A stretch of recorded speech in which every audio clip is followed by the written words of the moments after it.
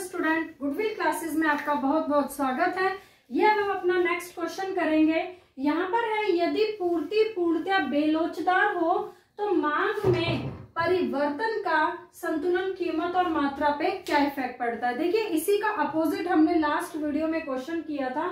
वहां था कि मांग अगर पूरे तरीके से बेलोच है। अब यहाँ पे क्वेश्चन आ गया कि पूर्ति पूर्णतया क्या है, बेलोचदार है, तो मांग में परिवर्तन का कीमत और मात्रा पे इफेक्ट पूछ रहा है। देखिए स्टूडेंट, अगर आपको सप्लाई वाला चैप्टर जब मैंने कराया था, अगर आपने वो वीडियो देखी है या आपको पता है कि पूर्ति जो है वो बेलोच कब होती है, किस केस में होती है, पता है आपको।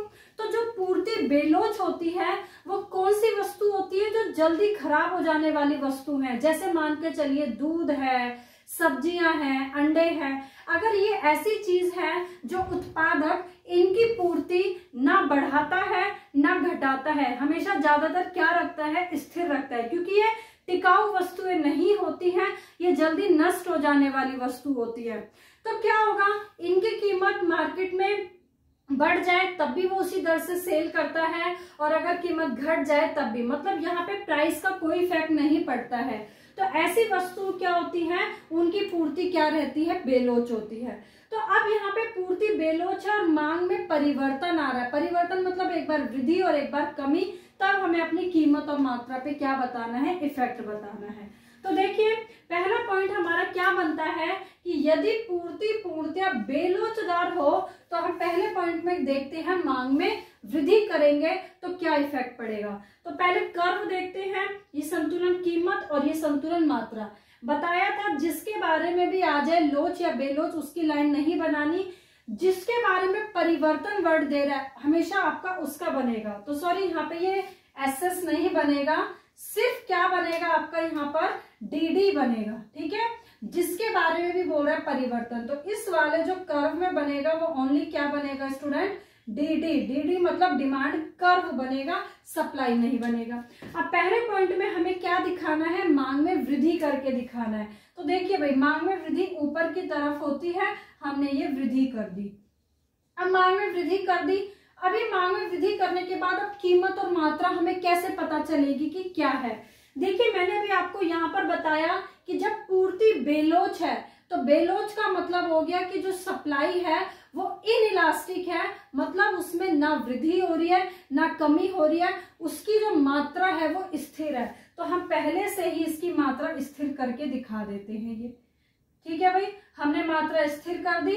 अब जब हमने मात्रा स्थिर की तो नया वाला D1 मात्रा को यहाँ पर इंटरसेक्ट करता है, तो यहाँ से हम किसकी लाइन मिला देंगे, प्राइस की। तो प्राइस की लाइन मिलाते ही हमारा रिजल्ट क्या निकल गया कि जो संतुलन कीमत है वो यहाँ से यहाँ शिफ्ट हो गई। इट मीन संतुलन कीमत बढ़ जाती है और संतुलन मात्रा तो हमेशा क्या रहेगी, यहाँ पे स्थिर ही रहेगी। किस केस में, बेलोच के केस में। ठीक है, चलिए जो पॉइंट नंबर 2 है वो देखते हैं। अब यदि पूर्ति जो है पूरे तरीके से बेलोच है तो मांग में हम कमी करके देखते हैं। तो देखिए, यहाँ पर भी आपको एसएस नहीं बनाना है, हमेशा यहाँ पे ध्यान रहे जिसके बारे में भी परिवर्तन बोल रहा है, मांग में बोल रहा है, तो डिमांड कर्व ही बनेगा ओनली। तो डिमांड कर्व हमने बना दिया। अब डिमांड कर्व में हम एक बार क्या कर देते हैं, कमी कर देते हैं, मतलब मांग में कमी कर देते हैं। कमी कर दी भाई हमने मांग में।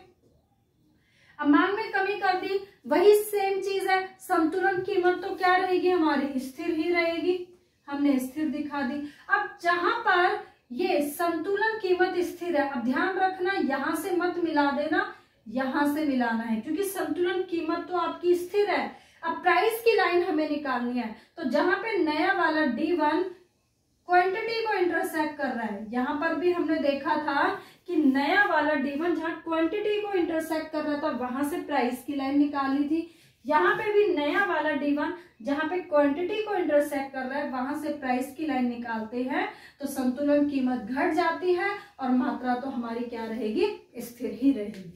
तो हमने, चलिए स्टूडेंट, यहाँ पर टोटल 10 क्वेश्चन हमने किए हैं। सारी जो वीडियोस हैं वो 5-5, 6-6 मिनट की हैं, 10 के 10 क्वेश्चंस की, और सारे 10 क्वेश्चन में हमने ग्राफ बनाना सीखा है और हर क्वेश्चन में हमने यही देखा है कि संतुलन कीमत और संतुलन मात्रा पे क्या इफेक्ट पड़ता है। ठीक है, अब जो नेक्स्ट वीडियो में आने वाला है वो बहुत ही मोस्ट इंपॉर्टेंट क्वेश्चन आने वाला है जिसको हम बोलते हैं उच्चतम कीमत। ठीक है, तो ये आप जो वीडियो है नेक्स्ट आने वाली जरूर देखें, वहां से भी एग्जाम में क्वेश्चन जरूर बनता है। Okay, thank you.